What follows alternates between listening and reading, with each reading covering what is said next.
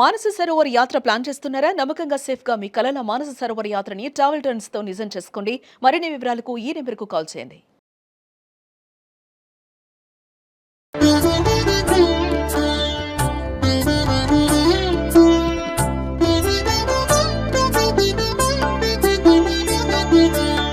నమస్కారం.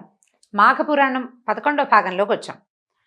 వశిష్ఠుల వారు దిలీప మహారాజుకి మృగశృంగుని వివాహము, మృకండుని జననము, కాశీ విశ్వనాథుని దర్శనము, ఆ తర్వాత మార్కండేయుని జననాన్ని గురించి చెప్పారు. అక్కడి నుంచి మార్కండేయుని చరిత్రని వివరిస్తాను చూడమని మొదలు పెట్టారనమాట. ఏం చెప్తున్నారు? శ్రద్ధగా ఆలకించమంటున్నారు. మార్కండేయుని ఆయువు 16 సంవత్సరాలు మాత్రమే, అల్పాయుష్కుడు, 16 ఏళ్లే. అంతవరకే కదా. అయితే రోజులు గడుస్తున్న కొద్దికి తల్లిదండ్రులకి దిగులుగా ఉంది. పిల్లాడు పెరుగుతున్న సంతోషం లేదు, మరణానికి దగ్గరైపోతున్నాడన్న దిగులతోటి ఉండేవాళ్ళు అనమాట. 5 ఏళ్ళు నిండగానే కుమారుడికి ఉపనయనాది వైదిక కర్మలన్నీ పూర్తి చేశారు. 6వ ఏడు దాటగానే మార్కండేయుని చదివించడం ప్రారంభించారు. అతను కూడా తన తండ్రిలాగానే అచిరకాలంలోనే అన్ని శాస్త్రాలు, సకల శాస్త్రాలు, వేదాంత, పురాణ ఇతిహాసాలు, స్మృతులు పఠించి గుణవంతుడని ప్రశంసలు పొందాడట. తర్వాత ఏం చెప్పారు? నాయనా, నువ్వు చిన్నప్పుడే అన్ని శాస్త్రాలు అభ్యసించి నీ బుద్ధి కుశలత వల్ల అందరి మన్ననలు పొందుతున్నావు, ఎంతో ఆనందంగా ఉంది. అయితే నువ్వు గురువుల ఎడల, పెద్దల ఎడల ఎంతో భక్తిగా ఉండాలి. అప్పుడు వాళ్ళ ఆశీస్సులు నీకు మంగళకరం అవుతాయి. అంటే నీకు ఇలాంటి అపమృత్యువు రాబోతుంది కాబట్టి పెద్దవాళ్ళ ఎడల మరింత శ్రద్ధగా, మరింత భక్తిగా ఉంటే వాళ్ళ ఆశీస్సులన్నీ ప్లస్ అవుతాయని భావించారనమాట. కాబట్టి ఆ రకంగా నీ ఆయుర్దాయం వృద్ధి అవుతుందని చెప్పేవాళ్ళు. అయితే 15 సంవత్సరాలు గడిచిపోయినాయి. రోజు రోజుకి అమ్మా నాన్నలకి భయం పెరిగిపోయేదట. అయితే ఈ పరమశివుని వరప్రసాదులైనటువంటి మార్కండేయుడికి జన్మదినోత్సవం చేయాలని 15వ పుట్టినరోజు అనమాట. మహర్షులందరికీ ఆహ్వానాలు పంపించారట.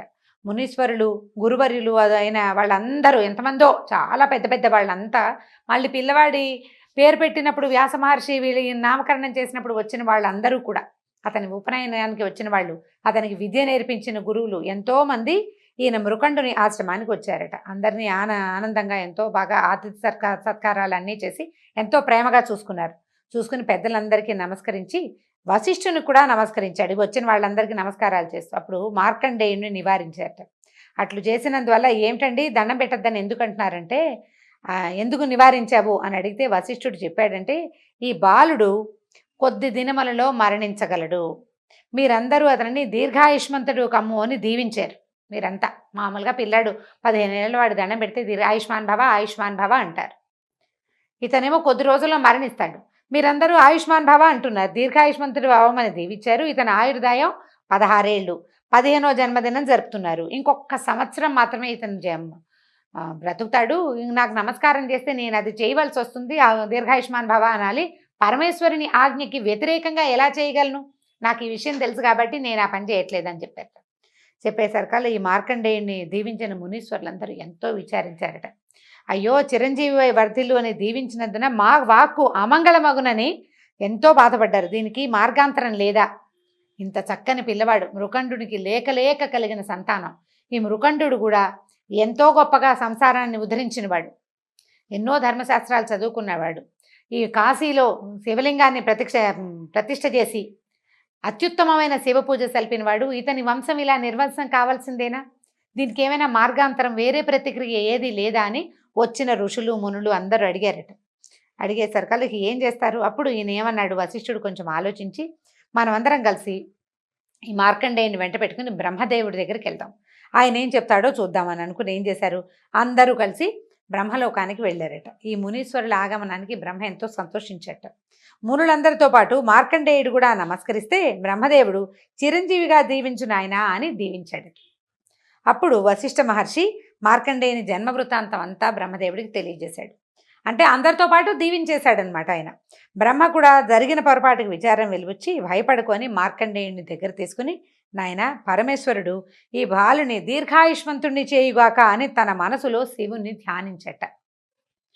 అంటే శివుడిచ్చిన ఆజ్ఞ ప్రకారం 16వ ఏట మరణం తథ్యం. పరమేశ్వరుడు వీడికి ఆయుష్నివ్వుగాక అని బ్రహ్మదేవుడు సంకల్పించుకున్నాడనమాట. అప్పుడు ఓ మునులారా, మీరంతా వెళ్ళిరండి, ఇతనికి ఏ ప్రమాదం జరగదు అని చెప్పి, ఓ మార్కండేయ, నీవు కాశీక్షేత్రానికి వెళ్ళి విశ్వనాథునికి సదా సేవించు, ఎప్పుడు శివ పూజే, ఇక రెండోది లేదు నీకు. అని చెప్పాడు. నీకు ఏ ఆపద కలగదు, నువ్వు అట్లా చేయమని పంపించాడు. ఈ మార్కండేయుడు ఇంటికి వచ్చాక అమ్మా నాన్నకి నమస్కరించి ఏం చెప్పంటే, కాశీ విశ్వనాథుని సేవించి వస్తాను, అనుజ్ఞ ఇవ్వమని అడిగాడు. అంటే కుమారుడు కలిగిన తర్వాత వీళ్ళు తమ ఆశ్రమానికి వెళ్ళిపోయారు. కాశీ వెళ్ళొస్తానని అడిగాడనమాట. అడిగేసరికల్లా మృకండు అతని భార్య కుమారుడి ఎడబాటుకి ఎంతో దుఃఖించారు. పిల్లవాడు ఏమైపోతాడో, కనీసం వీడిని కంట చూడకుండా అయిపోతాం కదా అని చాలా దిగులు పడ్డారు. కానీ అతని పట్టుదలని మాత్రం వాళ్ళు కాదనలేకపోయారు. ఎలాగోలాగా కష్టపడ్డారు. కానీ తర్వాత ఏమనుకున్నారంటే, మేము కూడా వస్తాం కాశీకి అని చెప్పి కుటుంబ సహితంగా కాశీకి వెళ్ళిపోయారు. వెళ్ళిపోయి మృకండు ఏం చేశారట, అయిన మహర్షి కాశీ విశ్వేశ్వరాలయానికి సమీపంలో ఒక ఆశ్రమాన్ని నిర్మించుకున్నారు. ఈ మార్కండేయుడు సదా శివధ్యానపరుడై రాత్రింబగళ్ళు శివలింగం దగ్గరే ఉండేవాడట. లింగ పూజ వదిలిపెట్టేవాడు కదా, అక్కడే ఉండేవాడు. 16వ ఏడు ప్రవేశించింది. 15 ఏళ్ళు నిండినే 16వ ఏడు వచ్చింది. మరణ సమయం ఆసన్నమైంది. యముడు తన భటులతో మార్కండేయుని ప్రాణాలు కొనిదెమ్మని ఆజ్ఞాపిస్తే యమభటులు మార్కండేయుని ప్రాణాలు కొనిపోవటానికి శివ సన్నిధిని ధ్యానం చేసుకుంటున్నటువంటి మార్కండేయుడి దగ్గరికి వచ్చారు. వస్తే ఇప్పుడు ఈ దగ్గరికి వచ్చేసరికల్లా వాళ్ళు నుంచోలేకపోయారట. ఆ శివలింగం తాలూకు సమీపానికి రాలేకపోయారు. పాశం విసిరి జీవుణ్ణి లాక్కోవాలి, పాశం విసరలేకపోయారు, అసలు నిలవలేకపోతున్నారు. దాంతో ఏం చేశారు వీళ్ళు, బాగా పరీక్షగా చూస్తే ఈ మార్కండేయుడు చుట్టూత ఒక ఆరాలాగా, అంటే వ్యక్తుల దగ్గర ఉండేది కాదు, అతనికి చాలా దూరం, అంటే చాలా దూర ప్రాంతం నుంచి కూడా ఎవ్వరు ఈ యమపాశం అది చేరరాకుండా ఒక మహాతేజం ఒకటి చక్రంలాగా తిరుగుతోందట. దాంతో వీళ్ళు భయపడి ఏం చేశారంటే వెనక్కి వెళ్ళి యమలోకానికి వెళ్ళి యమధర్మరాజుకు తెలియజేశారు. ఈయన ఏమనుకున్నాడంటే, మామూలుగా భూలోకంలో మహిమాన్వితులు, మునులు, ఋషులు, మహానుభావుల ప్రాణాలు యముడే స్వయంగా గ్రహిస్తాడు. ఇతడు ఒక ముని బాలకుడు, 16వ ఏట అర్ధాంతరంగా మరణిస్తాడు కాబట్టి ముందు భటులను పంపాడు. ఇక్కడ ఏదో ఇతను ప్రత్యేకమైన ప్రజ్ఞ కలిగిన వాడని తెలిసి యమధర్మరాజే స్వయంగా వచ్చాడట. వచ్చేసరికల్లా కాలపాశాన్ని విసిరాడు. ఈ పాశం తన దగ్గరికి వచ్చేసరికల్లా యముడిని ఈ తేజస్సు అడ్డుకోలేదు. పాశం తగిలేసరికల్లా మార్కండేయుడు భయపడి శివలింగాన్ని కావలించుకుని శివ ధ్యానం చేస్తున్నాడు అనమాట. దాంతో ఈ భయపడి అమ్మా అని అరిచి, శివ అని అరుస్తూ, మొదట అమ్మ అంటారు ఎవరైనా దెబ్బ తగిలేసరికి, శివ అని ధ్యానం చేస్తూ, ఎలుగెత్తి ధ్యానం చేస్తూ తన్ని కౌగలించుకున్నటువంటి ఈ భక్తుణ్ణి చూసేసరికల్లా శివుడు ఈ పాశం ఈయనతో పాటు రెండోసారి విసిరేసరికల్లా పిల్లవాడితో పాటు కౌగులించుకున్న శివలింగానికి తగిలిందట. రౌద్రాకారంతో ఈ శివలింగాన్ని చీల్చుకుని పరమశివుడు పైకి వచ్చాడు. ఎట్లా వచ్చాడంటే, పైకి రావటం ఏమిటి, శూలంతో యమధర్మరాజుని పోటీ పెట్టేశాడనమాట. ఆయనకి కొట్టేయబోయాడు. ఎప్పుడైతే ఈ దిక్పాలకులు ఇలాంటి ఒక ప్రచండమైన ఇది జరిగిందో, రుద్రుడు తనంతట తన శివలింగాన్ని ఛేదించుకుని పైకి వచ్చేసరికల్లా దిక్కులు బూనబోంతరాలు దద్దరిల్లిపోయినాయట ఆ శబ్దానికి. ఈయన శూలాన్ని బారు చేశాడనమాట యముడి వైపు. నా భక్తుడిని తీసుకెళ్తావా, నన్ను కొడతావా అన్న రౌద్రంతో ఈ శూలాన్ని ఎప్పుడైతే ఆయనకి పెట్టంగానే ఈ భూనబోంతరాలు దద్దరిల్లిపోయినాయి. ప్రపంచంలో ఉన్న అన్ని చోట 3,000,000 దేవతలు నిర్ఘాంతపోయారట, ఏదో జరిగిపోతుందని. అష్టదిక్పాలకులంతా పరిగెత్తుకొచ్చారట. బ్రహ్మాది దేవతలంతా వచ్చారు.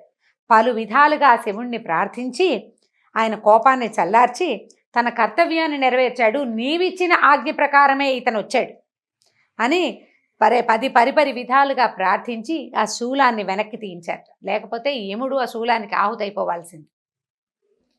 నువ్విచ్చిన ఆజ్ఞే 16 ఏళ్లకి ఈ అబ్బాయి చనిపోతాడు, అల్పాయుష్కుడైన కుమారుణ్ణి మృకండుడికి ప్రసాదించింది నువ్వు. ఆ ఆజ్ఞ ప్రకారమే యముడు తన విద్యుక్త ధర్మాన్ని నిర్వహించాలి. వాళ్ళ పని ఏమిటి, దిక్పాలకులు తమ పంతం చేస్తారు. యమధర్మరాజు జీవుడికి కాలం అయిపోగానే తీసుకెళ్ళిపోతాడు. ఆయనకి వీళ్ళ మీద ఏమీ కక్షా కార్పణ్యాలు ఏమి ఉండవు. ఆయన పని ఆయన చేసుకుంటాడంతే, తన డ్యూటీ అని బ్రహ్మాది దేవతలంతా ఈయన శూలపాణిని బహువిధాలుగా అర్చించి పూజించి ప్రార్థించి ఆయన కోపాన్ని తగ్గించి అప్పుడు ఈ వరప్రసాదుడైనటువంటి మార్కండేయుడికి అతని మరి జరిగిందే అది కదా, అతనికి దీర్ఘకాలం అంటే చిరంజీవిగా అతనికి వరాన్ని ప్రసాదించారనమాట. అప్పుడు యముడు అయితే ఈ బాణం శూలం తగిలి యముడు చనిపోయాడట, అంటే మరణించాడని చెప్తున్నారు. శూలం తగిలేసరికల్లా ఇంద్రుడు వేడుకున్నాడు, ఈయన బతికిచ్చు, ఇతనే కదా ఈ జీవులని ఈ కార్యక్రమం చేయగలిగేవాడు, దిక్పాలకులలో ఒకడు, ఇతనికి ప్రాణాలు పోయమంటే అప్పుడు శివుడు తన శూలాన్ని ఉపసంహరించి యముడికి ప్రాణం పోసి నిలబెట్టాడట. నిలబెట్టిన తర్వాత, యమ నా భక్తుల దరికి రావద్దు, ఎవడైతే నాకు పరమభక్తుడో వాళ్ళ జోలికి నువ్వు వెళ్ళకూడదు అని యముడికి ఆజ్ఞనిచ్చాడు. తర్వాత ఈ మార్కండేయుడికి చిరంజీవిగా వరాన్ని ఇచ్చాడు. మనం ఏడుగురు చిరంజీవుల గురించి చెప్పుకునేటప్పుడు మార్కండేయుని గురించి తప్పకుండా చెప్పుకుంటామండి. మార్కండేయుడు 16 ఏళ్ల బాలకుడుగా మరణాసన్నుడుగా శివుణ్ణి కౌగలించుకుని అదే స్వరూపంతో ఎప్పటికీ ఉండేలాగా ఆ వరాన్ని పొందాడట. 16 సంవత్సరాల బాలకుడుగానే మార్కండేయుడు ఉంటాడట. అప్పుడు ఈ మృకండ మహర్షి ఎంతో సంతోషించి అల్పాయుష్కుడుగా జన్మించినటువంటి కుమారుడు అంటే శివుని ఆజ్ఞతోటి శివాజ్ఞతోటే చిరంజీవి అయినందుకు ఎంతో సంతోషించి తను చేసినటువంటి మాఘమాస వ్రతమే, సంవత్సరాల తరబడి చేసినటువంటి మాఘస్నానమే ఈ ఫలితాన్ని తనకిచ్చిందని దీర్ఘాయుష్మంతుడైన కుమారుని చూసుకుని ఎంతో సంతోషించాడట. ఆ తర్వాత ఆయన ఎప్పుడూ మాఘమాస స్నాన ఫలితాన్ని ప్రపంచంలో ఆయన ఎక్కడికి వెళ్తే అక్కడ చాటి చెప్తూ ఉండేవాడట. దీంతో 11వ అధ్యాయం పూర్తయిందండి. రేపు 12వ అధ్యాయంలో మళ్ళీ కలుసుకుందాం. నమస్కారం.